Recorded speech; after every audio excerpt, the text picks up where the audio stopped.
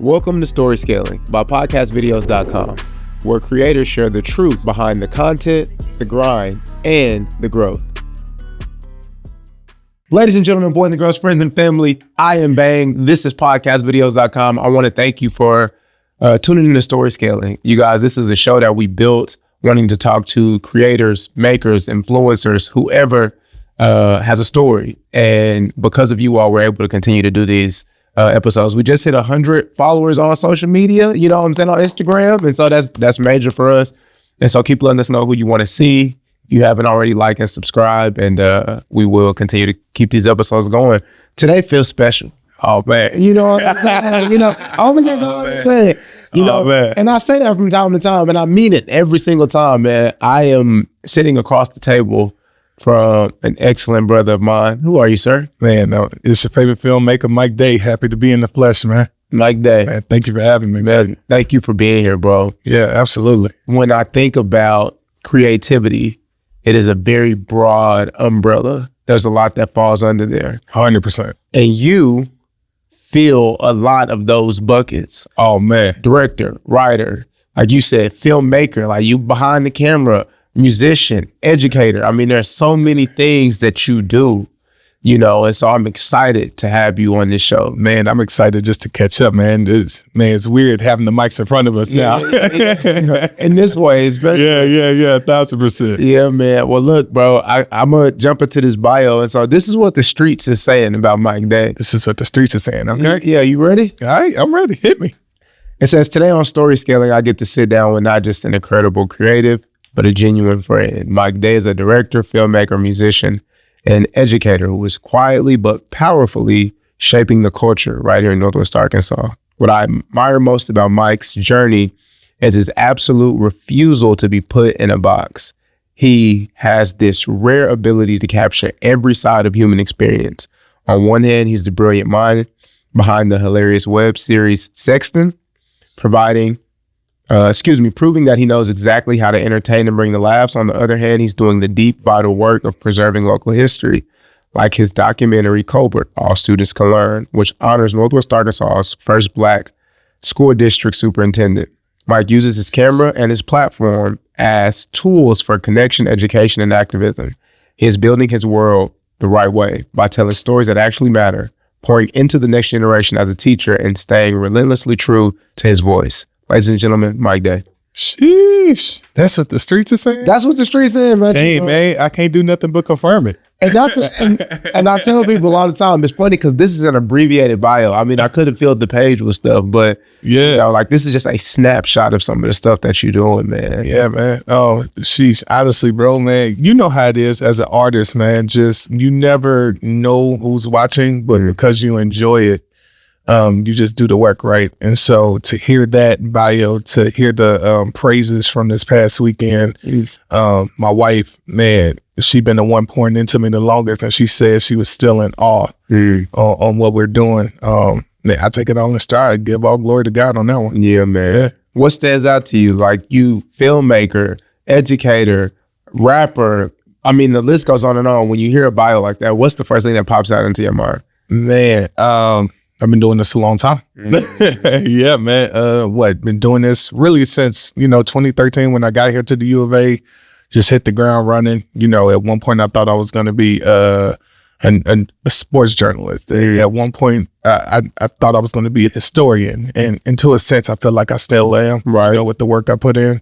And then, but within that, I'm always like creating film and whenever the pen is hot, making sure, I'm writing the best 16s that I can. And so to go from where we started to hear that bio, it just, complements the work that's been put in. Yeah, so, man. Yeah, absolutely. We go back. And like you said, I mean, like when around the time you got here, I was arriving at the university, and something that you do really well is you're a grounded person, and the art that you make always comes from a grounded place. 100%. I think you do a really good job of connecting people to experiences, to themselves, to each other. And that's not easy to do. Where does that come from? Wow. I think that comes from the root of a two-parent home. So being able to understand that I come from a two-parent home with one income. And so it felt like one income, right? Because it was 4 boys in the house, and all we did was eat, and then we travel ball, right? Yeah. And so, my parents made a lot of sacrifices to see what we would look like in the future. And so, just, I don't know, man, to be able to push that forward, because my parents did it. My pops would, do a night shift and turn around and coach a whole football team with the hope of keeping 5 of us out of jail. And so being able to see the stories that my friends go through, but understanding that I had sort of a blessing at home, one of 4 fathers in the neighborhood, right? Like a everybody hates Chris type moment. Yeah. So that's how I've been able to do that. Yeah. Take us back to the beginning, bro. We want to know young Mike. Like, where do you come from? Because like you said, now you're a young man, and there's a lot of skills, characteristics, attributes, things that you have now that had to originate somewhere. So just give me upbringing as far as you want to take us back. Man, I can take you back. I always got to shout out to Delta. So my parents were raised in Marvel, Arkansas, which is a small town between Brinkley and Helena. And that's where I was actually born, and I was there till probably about 1 or 2. Wow. And then my parents went to Jonesboro for my mom to finish her degree. Okay, the last episode I just did was with King Pimpin, who's also a big champion of Marvel. So that's what's up. And we can get into that later, because when I met him, like, he changed my whole perspective on a lot of stuff. So we can get into that. But from Marvel to Jonesboro, we in a studio. I'm talking about as big as this room, bro. We in a studio apartment, and my dad always told me the story. It was like one day my mom got a degree. It wasn't really working out at Jonesboro, and my dad just took the initiative. He said, "Hey, I'm going to Little Rock. There's something that's set up for me, and I really want you to go." That's the 10-second version of that. And then my mom had a choice, and they decided to thug it out, and they moved to Little Rock. How old were you at that time? Man, I had to have been like 3. 3 with my brother on the way, with one of my brothers on the way. Are you oldest? I'm the oldest. Okay. Yeah. That's what's up, bro. Yeah, man. Yeah. So, we end up at a trailer park. Sheesh, man. And that's when I started remembering life. That's when I found out I was allergic to bananas. I was allergic to fish. Like, now you know what's going on. Yeah. And then you go from there, and then we go into this tiny 2-bedroom apartment across the street from what would eventually be my high school, McClellan. Then we finally be able to rent a couple houses, but things are taken aback when my other two brothers arrived. So now that's 4, and so we end up moving to Sherwood for a little bit, and then my parents, I guess, finally got it right, and we ended up back in Wakefield after being in Wakefield for like a brief time. And so from 9 to probably about I moved out of college, we were in Wakefield in this 2-story home, definitely big compared to, some of my friends, but we were broke. We were house broke.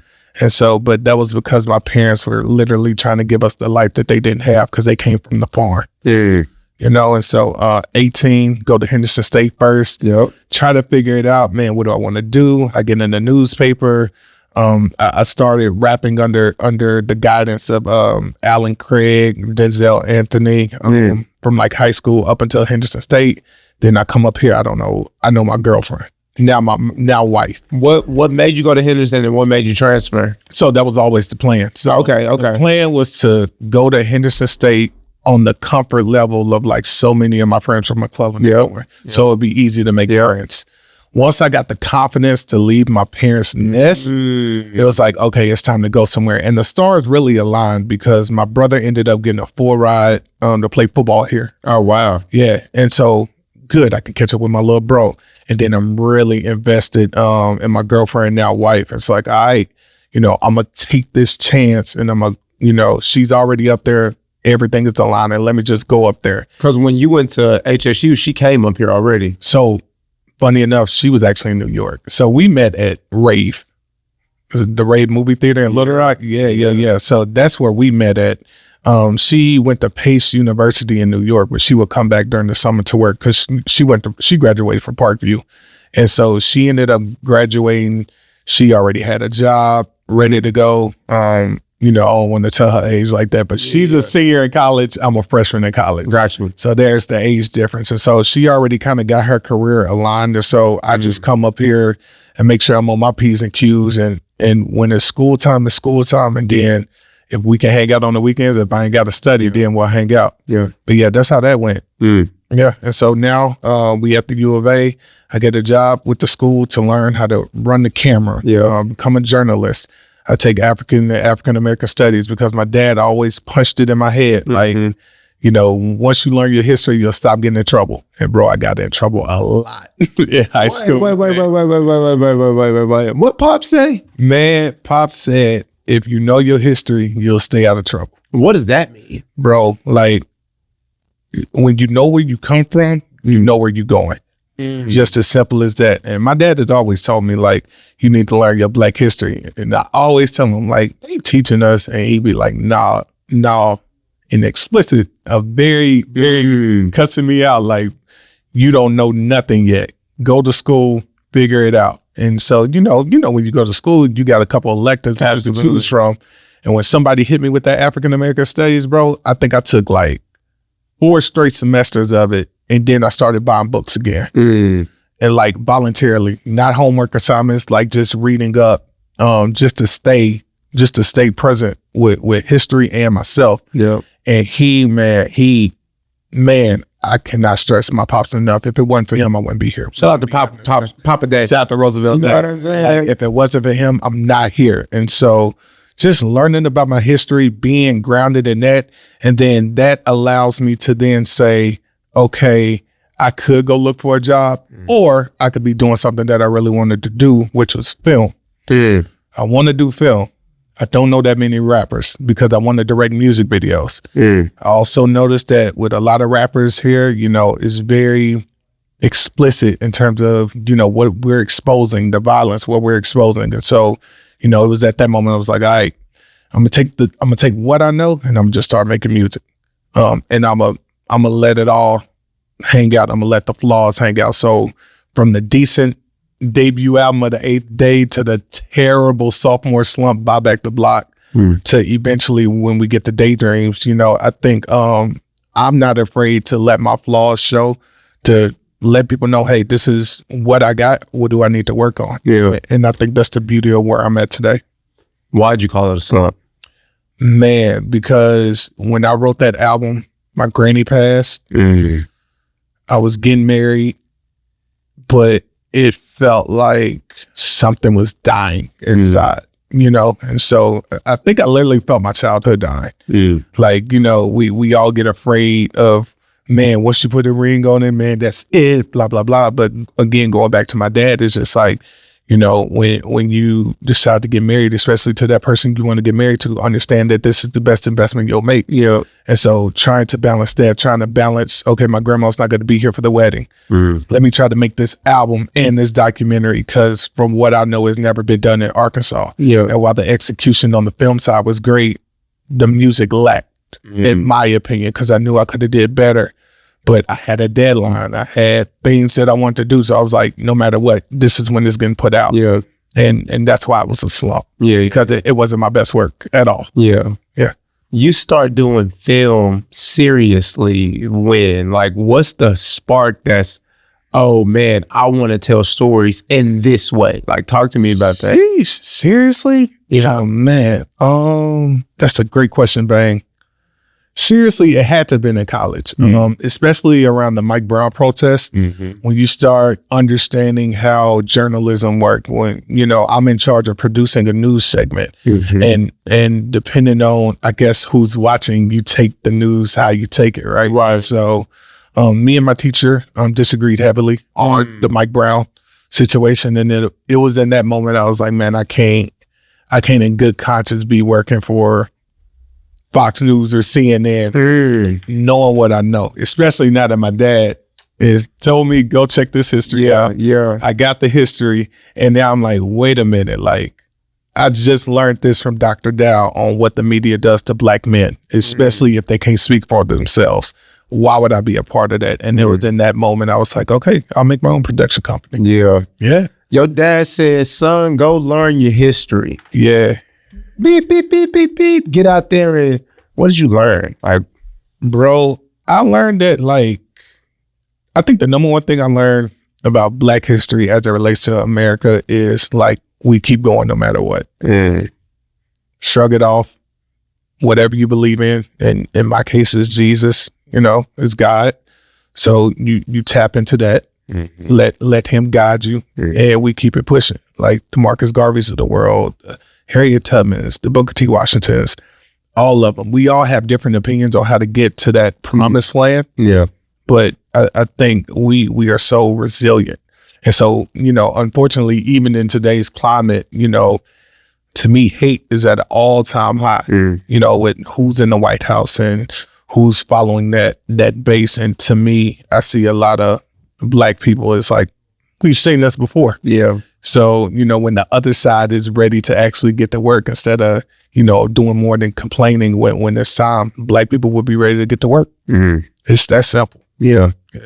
I didn't prep you on these questions, by the way. Nah. You came in here ready. Like, these are some real heavy questions. No, this is just, again, bro, like, you know how it is as a rapper, as a storyteller, as a creator. You are watching your own journey. Like, so, I turn 33 next Monday. Congratulations. And so thank you. To be able to, we still got next Monday, but if I can get to 33 and live as long as Jesus, it's just like, man, like I'm doing something right. Absolutely. Right. Because I know both of us have like friends who are either in the pen or unfortunately no longer with us. Right. And so to be able to be here, on 2 feet, happily married with 3 beautiful kids, with a business, what I consider an album of the year, and I'm able to teach, man, like, bro, I'm so happy. Yeah. I'm so happy. What does success look like to 10-year-old Mike? And then again to 15-year-old Mike? Like, what did you think, because like you said, if you were to tell me, bruh, I'm married to the love of my life with 3 beautiful, healthy kids, I just dropped, we're going to get into this, right? And we're going to start with the cover. But, I just dropped my 3rd album and I'm teaching at a charter school, like a state-of-the-art school. That really just the school, you know what I'm saying? Like, and brother, the list goes on and on and on. To a lot of people, even that level of success is unfathomable. Right. You know what I'm saying? To me or you at a point in our life. Like, 100%. This was probably like, damn, bro, I can really do this. See, here's the difference between like 10-year-old Mike and 33-year-old Mike. Like 10-year-old Mike would assume 33-year-old Mike is full of money, like is rich. And that is what's making them happy. Yeah.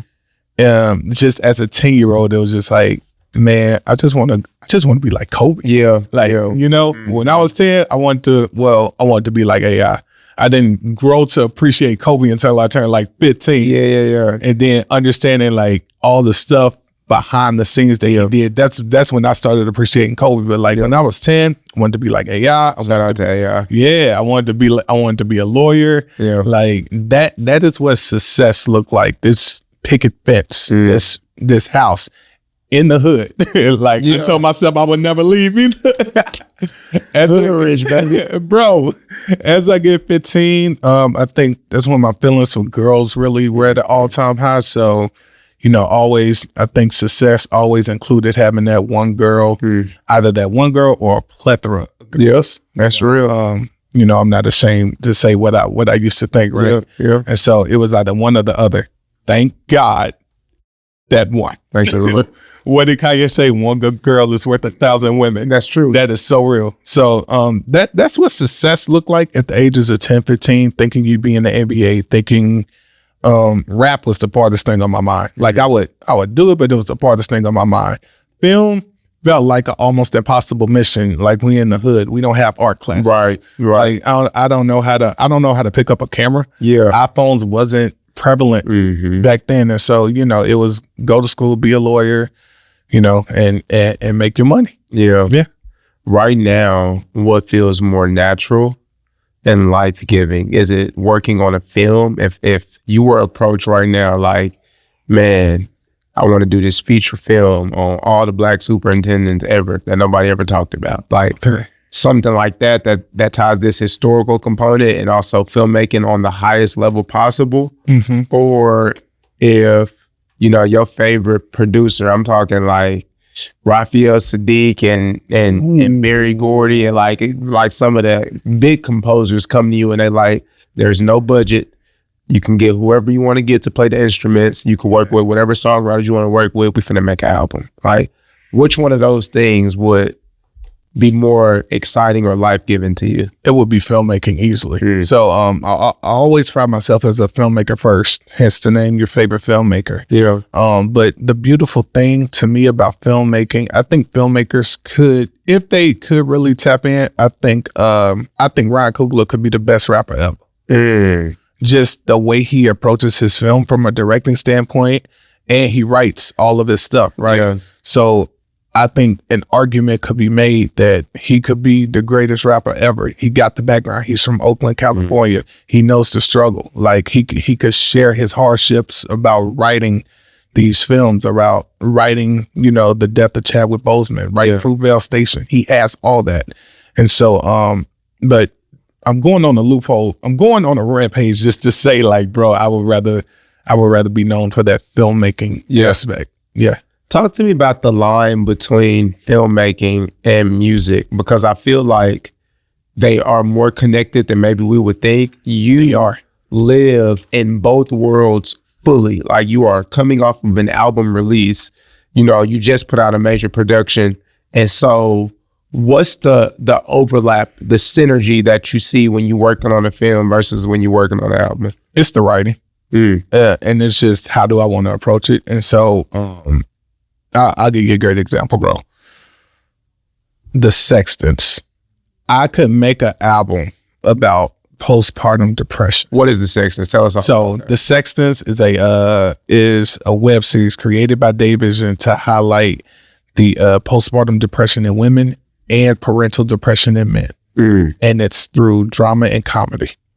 So it would be very hard as a rapper to find 3 or 4 different women to get a postpartum depression, because not everybody's a rapper. Not everybody sings, but I'm about to say 90% of the people watch TV. And so it's easier to go in that realm versus when it comes to Daydreams, like, I know everything I want to say. I know how I want to say it. And I know that sonically people will relate to that before they relate to a biography about Mike Day. And so it's just about picking which ones that I think suits best. And a lot of the times, whenever I'm ready to talk about myself, I'm ready to drop an album. Whenever I want to talk about something I went through, that is when the idea of shows pop up.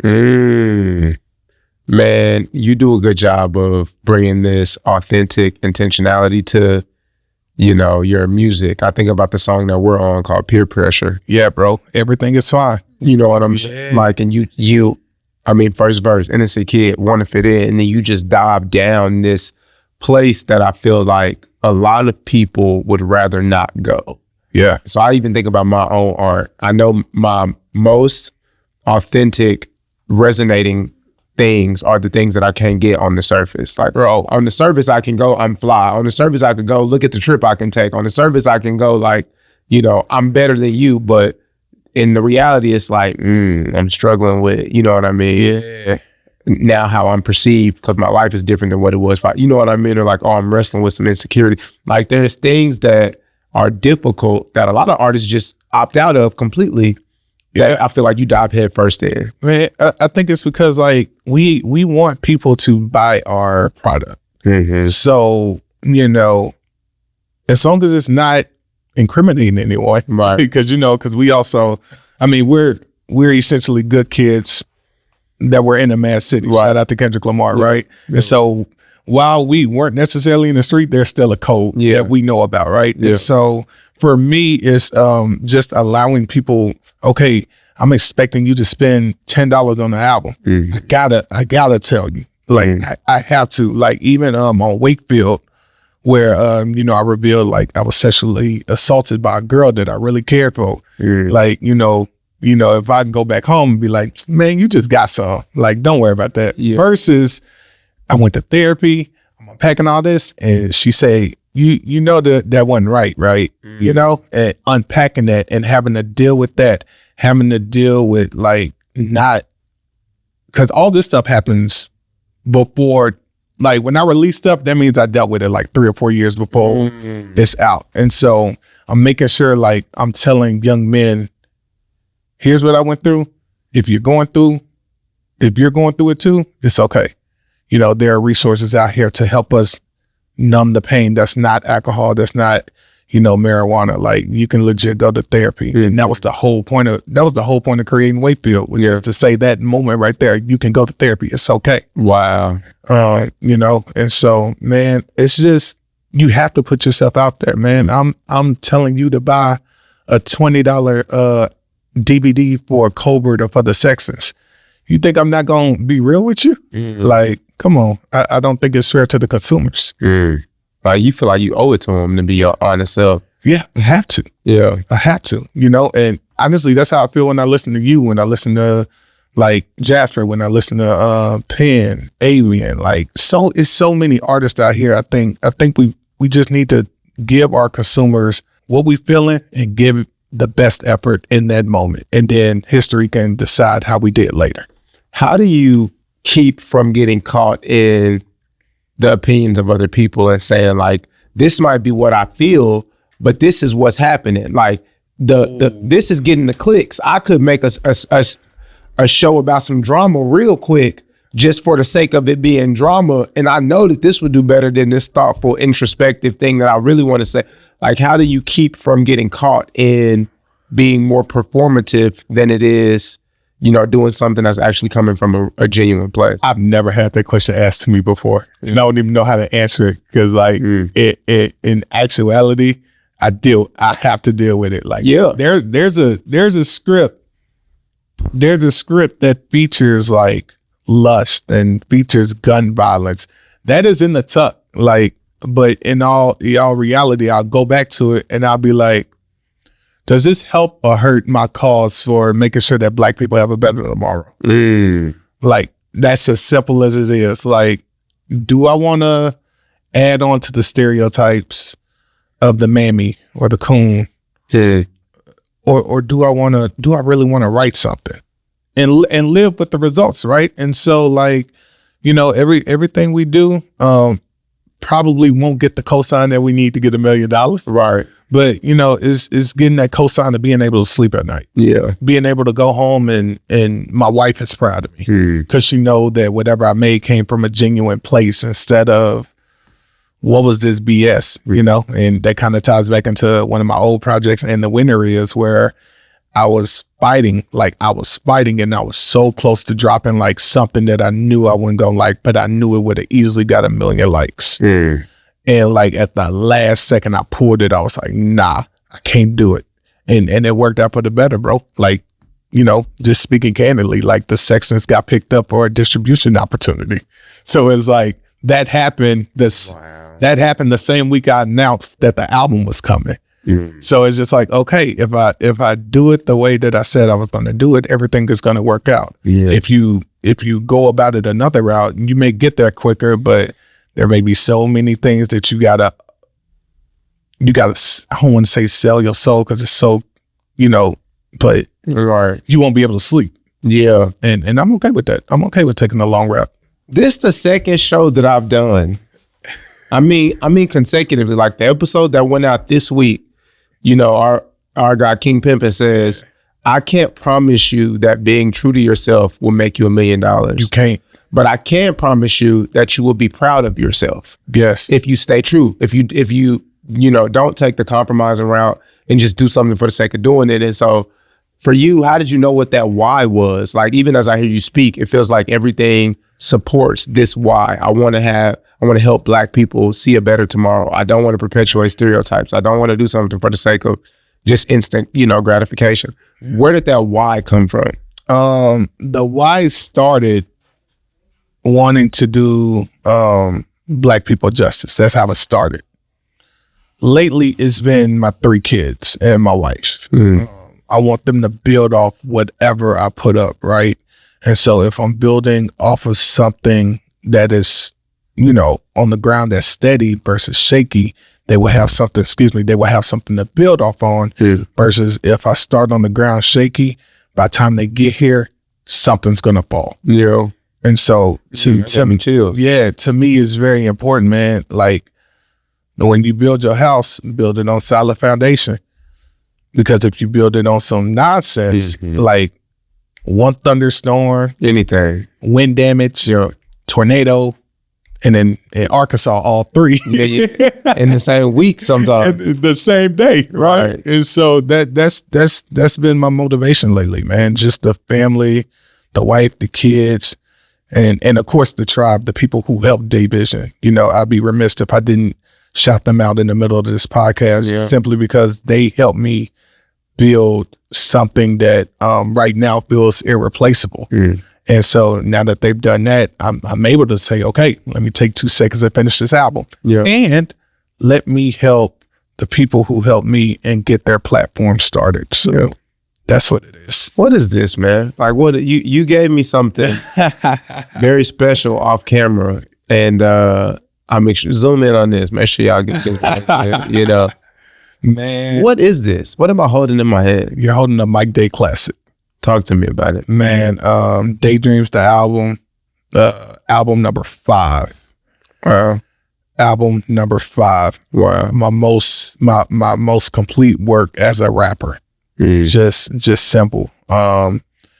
Everybody asked me about the cover art. So funny enough, the first cover art, it was dope, man. It was really dope. The first cover art was me kind of laying back on the floor, heads in the clouds, and like an Emmy trophy just on the side and a camera right by it. And so that was me finally tapping into, okay, I am a hip hop artist and a filmmaker. Then something happened to where I was watching some Mike Jordan clips. And then for whatever reason, like it led me to seeing Michael Jackson pop up on the timeline because his movie is coming out. And then Floyd Mayweather was doing an interview and he was saying something about Mike Tyson. And then it was like, I want to live up to that name. And I want the album to reflect that. And so I kind of scrapped everything. Literally, I'm submitting my album to DistroKid. And at the last second, I'm saying, wait, I got to start this album cover from scratch. Wow. Yeah, literally. And so, and also I know that an album cover will get everybody's attention. Absolutely. Like if you can give somebody an undeniable album cover, they could never listen to your music in your life and they will give you at least one spin to whether it was good or it was trash. That's a fact. Yeah. So I have to do that. And then of course, Arkansas, I don't want to say it's a shot, but like that was a response to LeBron and Casanet's like critiques on Arkansas. There were a couple videos going around the time I was making the album actually, where Casanet was like, he was asking somebody, bro, you from Arkansas, how does that feel? And it was in a negative light, right? And then LeBron asked Austin Reeves from where he's from, and then he was like, nah, you're not from Arkansas. And in the back of my head, like, bro, you don't know Joe Johnson, Scottie Pippen. You don't know none of this, man. Like, come on, man. Like Darius Acup about like, what are we talking about here? You know? And so I had to rep the state, like, and that was non-negotiable. And so to me, those are the Mount Rushmores of Mike's. And of course, I'm paying homage to the state. I love this, bro. Thank you, man. So give me the project concept. Like, what can we expect? What can we give me? Okay, so I would call this the album that wasn't supposed to be written. You said this a classic. Yeah. A self-proclaimed Mike Day classic. Yeah, and again, like, I have a lot of confidence with this about my film stuff. Yeah. When it comes to hip hop, it becomes something totally different.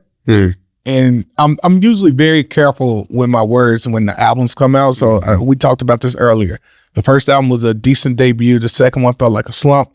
The third one that involved peer pressure felt great. Yeah. It felt great. It got me through COVID, you know. Fourth album, which was supposed to be the final album, Wakefield, that basically tells everything. And it's like, man, it was a good album, but like it didn't click the way I wanted to. Not necessarily with the crowd, but with myself. Like, man, I'm replaying it and it's like, man, it's not clicking. And so, bro, around 2023, shortly after Wakefield dropped, I just started writing again. But this time it came from a perspective of like, all right, your childhood's over with. What are you grateful for? You know, the first 4 albums, we looking into the childhood. We're looking into therapy. We're looking into, you know, so many protests happening in the world. You got all that. This album, now I'm just grateful. Like, now I'm just grateful. Like, especially when you got songs like The Function in the Field. Like, yeah, the police might come kill us tomorrow, but you know what? My daddy about to cook some on the grill. He told me to invite my girl over. Man, that's all I care about, right? To when we get to Will You Still Dream? Same concept. All right, man. You know, police might bust in. ICE might come through the door. But you know what? I'm still dream. Because, you know, if we get another tomorrow, that's a chance to do it right. And so being able to do that, really give credit to my folks, get them on the album. That was got them on the album. I already heard the whole thing yet. Yeah, man. Parents on the album? Yeah, man. At the end of the intro, my dad gives a stellar introduction that says, this your favorite father's filmmaker, and this is Daydreams, the album. And then my mom comes in later on, and we kind of recreate what a Saturday used to look like, where it's time to get up, go to the store, bring me my change back, and get ready for the day. And so being able to do that, man, and then just pay homage to them too, and my wife at the end of the album.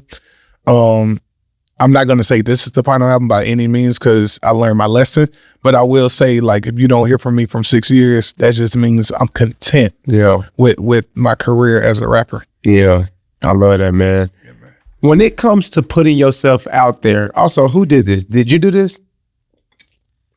I know you had the idea. So I found a guy on Fiverr. Okay. I can't think of his name at the moment, but man, if you need album creations, if you need anything, really anything, go to Fiverr. Yeah. Like, folks are there to help. Yeah. I love it. How's the best way I want to frame this? When you start putting yourself out there, right? Like, now you have, 4 different things that you represent. You are an artist. People can book you right now for a show if they want to. You know what I'm saying? Daydreams just drive book my boy for the show. You know what I'm saying? You are an educator. You know what I mean? You have students that you teach. I did a presentation at your school a few weeks ago.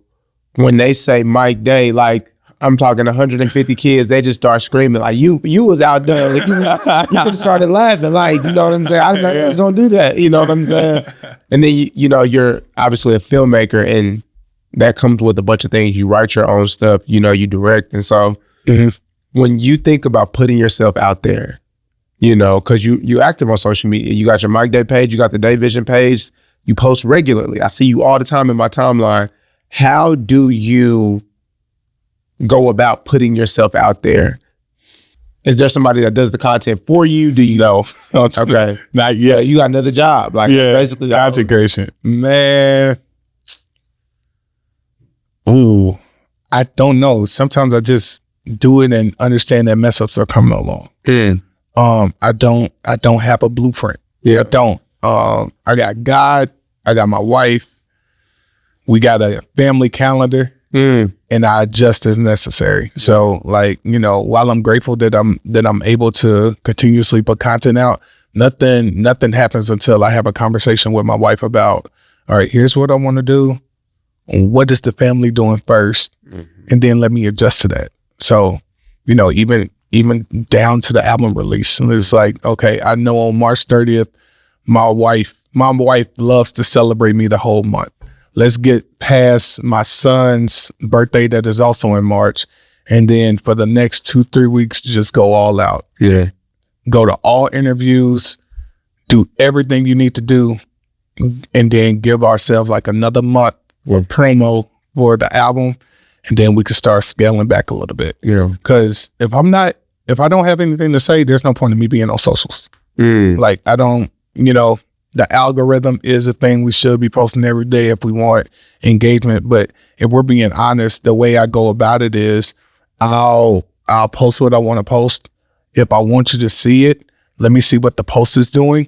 And then, you know, add a little bit on Instagram, let it work out. And I'm not talking $100. I'm talking like 20. Yeah. $20 that I would have spent on, you know, going somewhere with my friends. It's like, all right, let me invest this in Daydreams real quick. Let me see what happens. Yeah. And lo and behold, yeah. When you think about social media right now, how important is it in general? If I'm an up and coming filmmaker, I want to get my content out there. Like, how important is it for me to be active on social? Bro, social media don't beat face to face. It doesn't. And I think that was the problem. Like with my first couple albums, I thought like, man, I'm gonna just be on social media. I ain't gotta go talk to the people. That's not true. We have to get back to like doing stuff at an inconvenience. So I think we're in this stage in life right now where a lot of people will say, man, I'm not going to my homeboys like stuff because I don't want to go. Versus, you know, okay, if I go there for 20 minutes, like shake his hand, tell him I'm proud of him. I'll tell my wife right now, man, like I gotta go somewhere.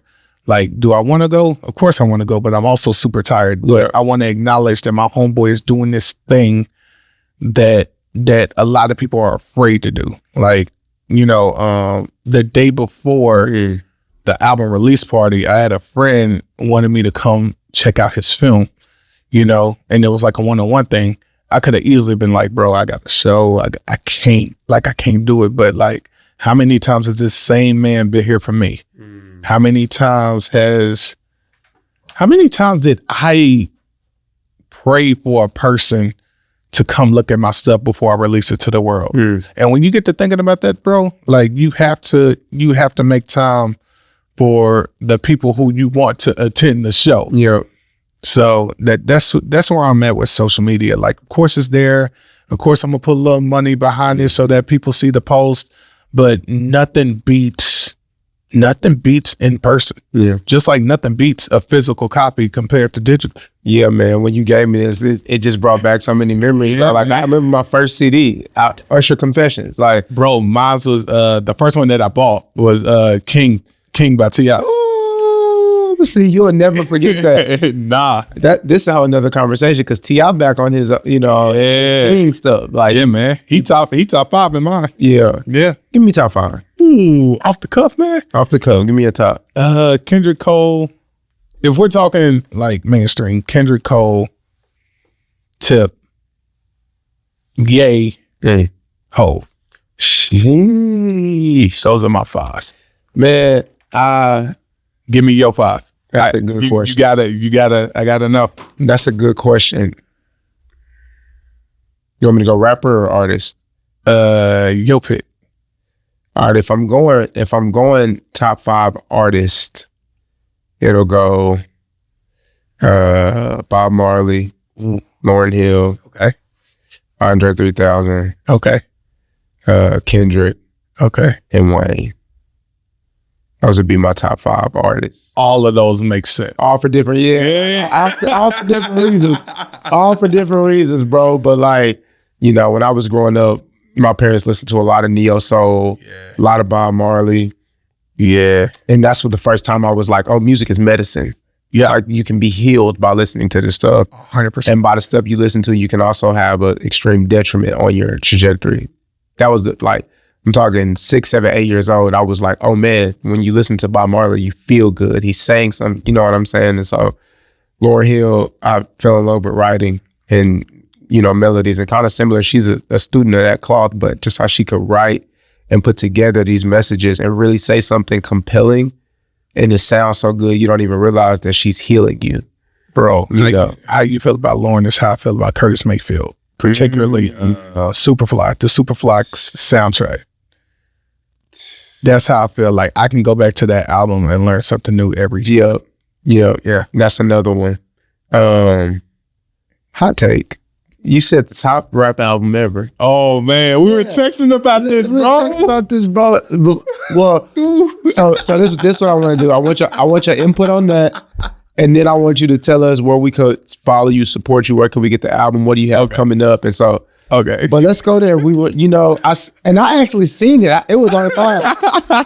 You not hiding this take. You put something out publicly, and I'm like, oh snap, you know, woo, woo. And he was like, yeah, bro, and here's why. So like, so give me a top rap album of all time. And Bro. I'm not mad at it. Yeah. I think we can get really deep into this, but I think the way that Kendrick has been able to lean into certain conversations that should not be widely accepted and cause them to be widely accepted is like that in and of itself should be studied. Bro, it's okay. So first off, y'all, the greatest rap album of all time, and maybe like top 10 greatest albums ever, is To Pimp a Butterfly. The reason why this is my take is because it was for a couple of reasons, and there was a couple of reasons I didn't even put in our text message. But for one, it got leaked early, and it's still like sold like 325,000 copies. Something like crazy. That's one. Two, rap was at a pivotal point where like we were very commercialized. But we felt like, not to say we felt like nobody was saying nothing, Right. but like the people who were saying something weren't going platinum. So this was even at a point where like J. Cole, who I considered like, you know, conscious, he was still like going gold. He wasn't hitting platinum just yet. There's a couple people, even Wale, who I think don't get the flowers he deserves. Like, so you got these rappers, but then you got Kendrick, who's coming fresh off of Good Kid, Mad City, conscious album, instant classic. He could have easily did a Good Kid, Mad City too. Yeah. Nobody would have been mad. Yeah. But instead, he took, I think, the biggest gamble of all time and decided to make a conscious rap album at the height of his career, as opposed to getting older and saying, okay, let me tell you now, since I'm independent and stuff like really that. popping at the time he drops. Yeah, he pops that, right? And so that happens. What happens right after that? You got the biggest artist in the world, Beyonce, drops Lemonade. Her first conscious album. No one's thinking of Beyonce to write like a conscious R&B album about womanhood, about, you know, Black unity at this time. Not to say she couldn't do it, but like when you hear Beyonce, you think pop. Right? Jay-Z comes out with 444. You know, Solange, a seat at the table. Now, granted, that may have something to do with the elevator. But I don't think they get received as well if Kendrick don't drop To Pimp a Butterfly, drops the greatest anthem for Black Lives Matter protests with All Right, wins like 7 Grammys, sweeps the BET Awards, like all of these things happening. Oh, and then, you know, I said this too, J. Cole released For Your Eyes Lonely like 2 years later. Like his peers followed him in a sense. And they were all successful because Kendrick went on and said, you know what, I'm dropping To Pimp a Butterfly. And that's my take. Stamp it. Gotta stamp it. I'll have a conversation with you, but like I hate having who's the greatest of all time, simply because it's a headache. And it's all subjective. Yeah, and I feel like too, something that I've adopted from my dad, shout out to my pops, but shout out to Papa Bang. Yeah, you know what I'm saying? You gotta he says a lot in sports, but you have to judge a player by the era he played in. And I think I was looking at a take from, you know, Weezy the other day, and Wayne was like, I literally view my music like art. And so in the same way that you can have a piece from Picasso right here, and then a piece from another artist right here, and they aren't trying to outpaint each other. You know what I'm saying? The purpose of this artwork is for it to be observed and beholded, and for you to think whatever you think, period. You know what I'm saying? I think I have definitely shifted my perspective a little bit to more of art being, that's the purpose of it, is the fact that it's art. I can't say, oh, this is better than what you doing because I don't have your experience. I don't have, you know what I'm saying? Like, I don't have yours. Nothing. And the picture that you painted is what you've painted. There's always going to be some people that's like, man, Mike, they my number one. You know what I mean? Like you said, it's subjective. And so I think sometimes we get in more trouble than we, you know, should when we try to pit one another against each other. Now, my OG would say, nah, bro, rap is a contact sport. Like it always has been. You know what I'm saying? He'd be like, man, forget what you're talking about like this. So I think there can be, you know, I think both can exist. There's room for both to exist, but I know we got to go. No, you good.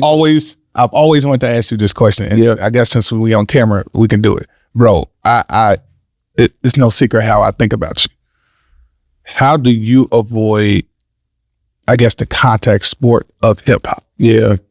So because I think in the most sense, in terms of hip hop in Northwest Arkansas, we're all good. There may be a couple people out there beefing, but for the most part, we all good. Yeah. But me and you, I think we have a solid like brotherhood foundation, and I know my reasons why. But what is your reasons, and how do you stay out of the, let me send a subliminal to know that I'm watching him? Yeah, bro, that's a really good question, and I appreciate that question. I don't think anybody's ever asked me that. Man, two things. I'll give you the deeper kind of more philosophical answer than the brass tacks of everything. Yeah. Man, I didn't start rapping for the sake of rapping. You know what I'm saying? Like, rapping was the third iteration of writing for me. So as early as I can remember, actually writing stories. Once upon a time, you know what I mean? And then by the time I was in the third grade, my teacher was like, oh, I want to publish your writings. And so you got a book on the way. This was third grade. You know what I'm saying? This was third grade, but that was the first time that it made me realize, like, oh man, I'm good at this. Yeah. And then from stories, it naturally bled into poetry. And I really took a liking to poetry because I was like, man, you're able to convey these deep feelings and emotions and make it sound a certain way, but you also got confines. You have to write in stanzas. And if it's a haiku, 5 syllables, 7, 5, like that was so intriguing to me. And I was able to communicate myself through poetry in a way that I couldn't do like this, especially then. Yeah. And so then it kind of bled into doing music and songwriting. I recorded my first song at 12. And so very quickly I was like, man, I don't want to be an entertainer. I seen what happened with the Ye's of the world. I seen what happened with all of these different artists who get this fame, and now they don't have people that can sympathize with them, or like, it ain't much empathy when you at the top. And so I said I would never do this. And that's a long story about how, I just had to surrender to the gift and the calling and all of these different things. And so one reason why it's easy for me not to get caught up in all of the, comparison and all of this is because I really don't think that this is my gift. Like, it was God given. I can't take credit for it. I don't have no ownership. So if God was like, yeah, bro, I'm not going to allow you to communicate effectively like you do this way, then I couldn't, you know what I'm saying? I wouldn't be able to even make a song. Jeez. And so it's easy for me to not look at it like that when I don't center bang, right? So now that's the short answer.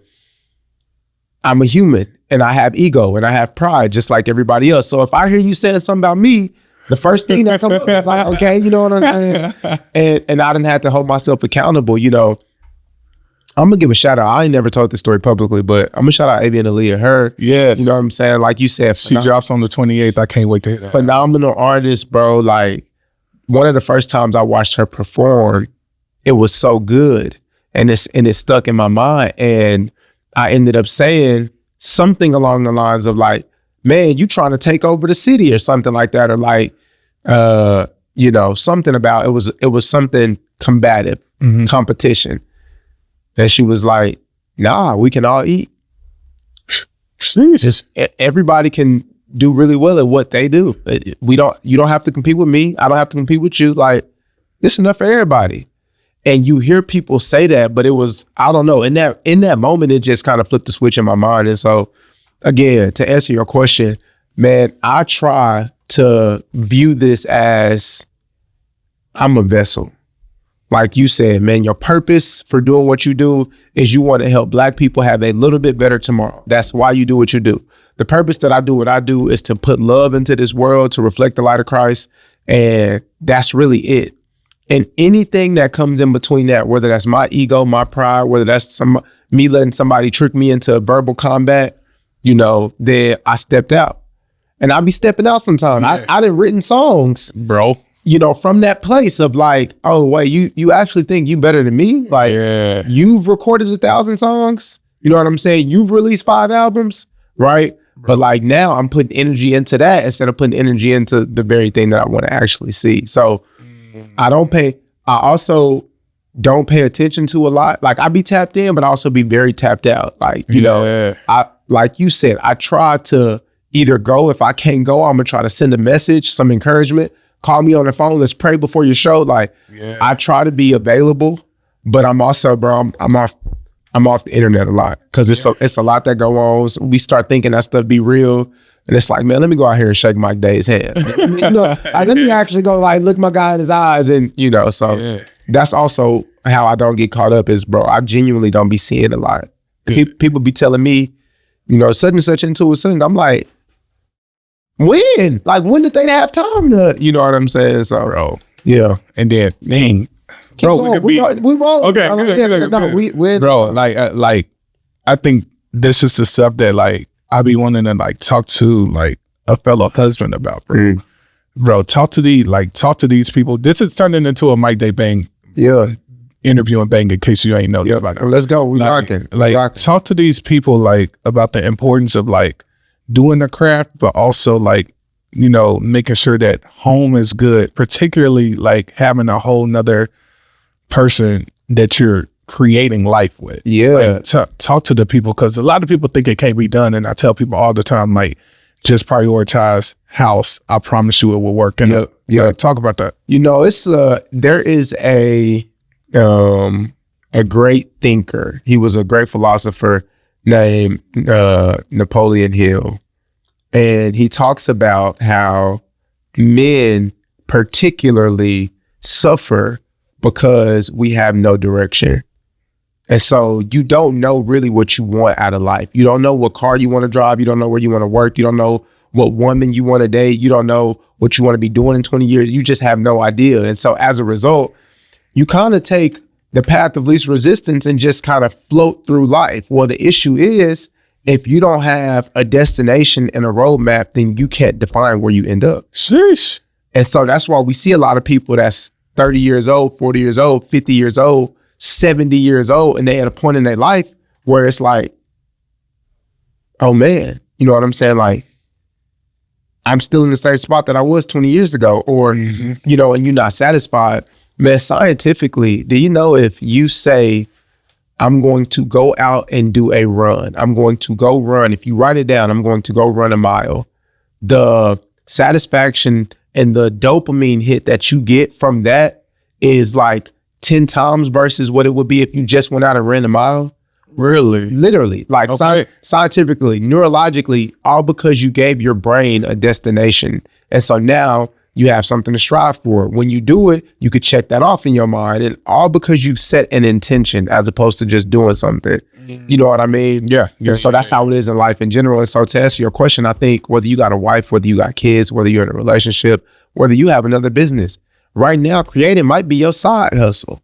You know what I mean? You might be in the studio, you know, they say you got a 9 to 5, but to get ahead is your 5 to 9. You know what I mean? And if you want to get super ahead, then that's your 9 to, you know, whatever. I got a buddy that works for this company. He said, man, when I was coming up, I was married and we had a little girl. And because I had a full-time job, because I had a wife, because I had a baby that we was raising, Thursdays was my night that I just didn't sleep. Everything that I couldn't do during my work day, everything that I couldn't do, you know, because I'm, like you said, tending to my house first. I said, I'm gonna stay up all night and do all of the extra work that I'm, you know, supposed to get done from Thursday from 10 p.m. to 8 a.m. till I got to go back to my other job. I'm just not gonna sleep. He did that for, I don't know, years. Now, I don't recommend not getting your sleep. Yeah, that's crazy. But crazy. But the point that I'm making is, if you can map it out, that worked for him. For you, it might just be, okay, I'm going to do 30 minutes extra. You know what I'm saying? Once I get the kids down, once I make sure me and the missus straight, I'm just going to do 30 minutes extra. And this is what I'm actually learning from myself, because it's so easy to get caught in those other things that you're doing. The family going to always be priority. Right. Always. Yes. Right? Yes. But you also got to make sure that you carving out. It might not be an hour. It might not be 10 hours. It might literally be 15 minutes. Bro, sometimes it is 15 minutes. Sometimes it is 15 minutes, but you have to carve it out and you have to respect that 15. Don't say, oh, you know, the kids stayed up. hour past what they were supposed to stay up, or, oh, me and the missus ended up watching 2 shows instead of 1, so I'm not gonna. Nah, bro, you got to respect that 15 minutes. You know what I'm saying? Because you just set the time apart. So I think it's just a matter of prioritizing and being really intentional with what it is that you want to do and what you're setting out to actually accomplish. Big facts. Big facts. Last question, and then I'm gonna let you have your day, bro. Yeah. All right. You got to come up with a collab album. Yeah. Think of 5 artists that you think you would do a collab album with, dead or alive. That's a good question. This maybe the first time this question has ever been asked too. I'm going, and before you answer that, like I'm under the mindset that you are probably one of the only people that can go platinum with no features. That's love, bro. That's how I feel. So I've always wanted to know, like, who would be the 5 artists you would do an album with? I'm gonna try to give you 4 actual artists, and then 1 might be a slight cop out, but I'll let you decide. Okay, bet. Man, the first thing I'm gonna say, I was listening to my brother Street Hams. He was like, we've seen the decline of mass choirs at a time when, we talking 10, 20 years ago, labels decided it wasn't fiscally responsible to pay all of these different people to come in and sing when they can just automate different stuff. And, then you get the sound compressed. You don't get the choir sound. And so one of the features would be a mass choir. Like, whether that's my family who, has traveled this country, whether that's, the Mississippi Mass Choir, whether that's this choir, like, one of the collabs would be on every single song I have a choir singing on a hook or a bridge or something. Yeah. I don't know if you're familiar with Roddy Ricch's song War Baby. Yes. But it's crazy. Like, you got this choir singing, you know what I'm saying? And it's just nuts. So that would be one. Anderson .Paak would be a feature. Yeah. He has a level of soul and a level of just intentionality that he taps into that I'm just like, this is crazy. Yeah. You know what I'm saying? So another would be, man, I'm going a producer. Okay. So I'm going either like Alchemist or, you know what I'm saying? Like I'm going to Alchemist beat. Now I got to hear that one. Yeah. Yeah. So I got a lot of really rap stuff. Like, now people know me more for, my high energy or, you know what I'm saying, my smooth melodic, but I got a lot of real just boom bap. That's kind of how I came up in it. Yeah, same. And so that would be another one. Let me get back to you on the mother too. Okay. Cause I'm really trying to be intentional with, how I'm processing this. I don't want to just say like a Cole, you know what I'm saying? Like, a Dot. But a mass choir, Anderson .Paak would be one. Either like I said, an Alchemist, also like K Tronada. Okay. Love your sound. You know what I'm saying? Yep. So that's for more like lively, upbeat type stuff. And then I'm gonna go ahead and say this one. The last one would be something like, it would be like a Lauryn Hill or somebody who we could write, like Nothing Even Matters with D'Angelo, Long Live D'Angelo. That's one of my favorite songs. Sheesh. That's one of my favorite songs. I can see all of them. You know what I'm saying? It's one of my all-time favorites. And so to be able to pair with somebody that can write, but also, understand melody, and like, that'll probably be my top 5 collabs. All right, man. Now, where can we follow you, support you, keep up with you, get this album? What's next for you? Kind of give us the whole. So in terms of where folks can follow me, it's Michael W.J. Day across the platforms that I do have. So Facebook, Instagram, and YouTube. Please also follow Daydreams Films on them same platforms. The album can be found in my bio in terms of physical copies. You can get a vinyl. What do they say? One album equals 1,500 streams. So just keep that in mind. And it's legacy. So absolutely. I do have some physicals on me for those in Northwest Arkansas. If you just want to hit me up, I'm kind of, in terms of these physicals right here, I'm on a name your price type of thing right now. So let me know what you want to pay for it, and you'll get it in your hand. And then what's next, bro? That's a good question, bro. So I'm helping some of my friends who are within the Day Vision umbrella to get their first films off the ground. Let's go. So I'm playing that producer role for the most part in 2026. I think, and then I'm still trying to like do the big goal. The biggest goal that I have for myself is like that Wakefield featured film / soundtrack. And what that entails is writing a feature film, getting it executed. The main goal is to get it done, but the ultimate goal would be getting in theaters.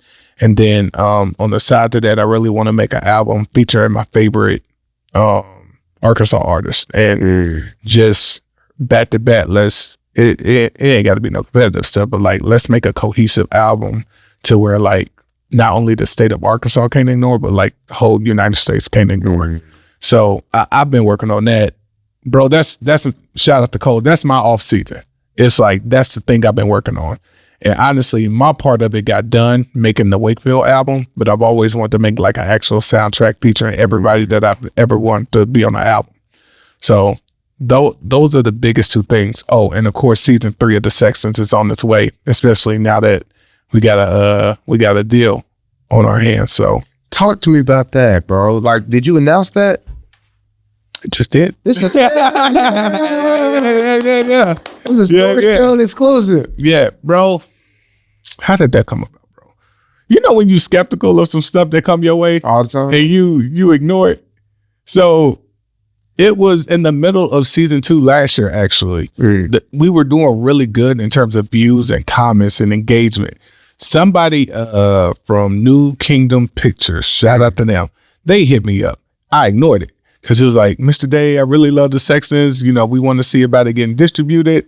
And I'm from Southwest Little Rock, Arkansas. If it's too good to be true, that mean it ain't true. That you know what that mean, right?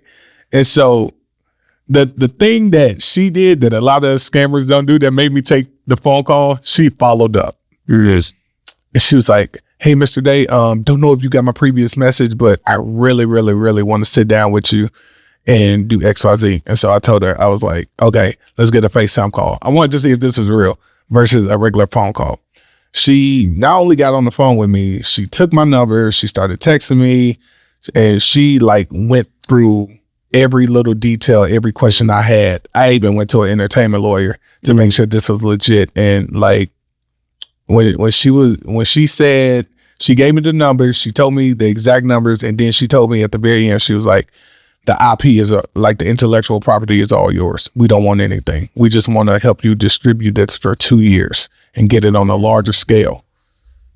She said that. I was like, okay, bet. And so that happened, got finalized like late February, early March.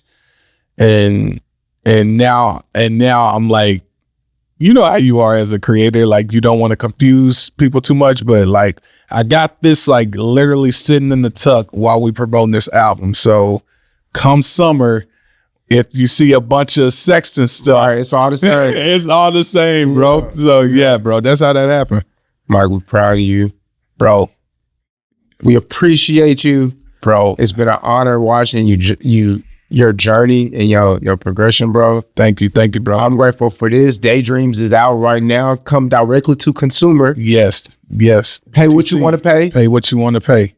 If it's in my possession, pay what you want to pay. If you local, you gonna drop it off to them. Yes, absolutely. That's how we do it. Come on, man. That's how we do it. Oh, and I'm going to Little Rock soon, so people at home can get it too. So Little Rock, we coming. Yes. Hand in hand. Listen, Wakefield, we coming. Bro, and let me just say before we log off, bro, Bang, thank you. Thank you for bro, we met in 2016. Like, so we coming up on a decade of friendship. And, you know, I've seen, I can't speak for you, I've seen a lot of people like come and go, whether it be they wanted to move or, you know, they just didn't feel the love or whatever it is. But bro, you have been invested in Northwest Arkansas. I feel like since you got here, bro. And bro, for your energy, bro, the move that you are making, Storyscaling, podcast videos, Bang, you know, the artist, like, I just gotta say, bro, as a peer, as a brother, I'm super proud, bro. Thank you, man. Bro, don't, like, whatever you need, like, off camera, on camera, bro, just let me know, bro. To me, you are goated here, so. That's love, brother. Thank you so much, man. Absolutely, man. Thank you for having me. We'll do it again.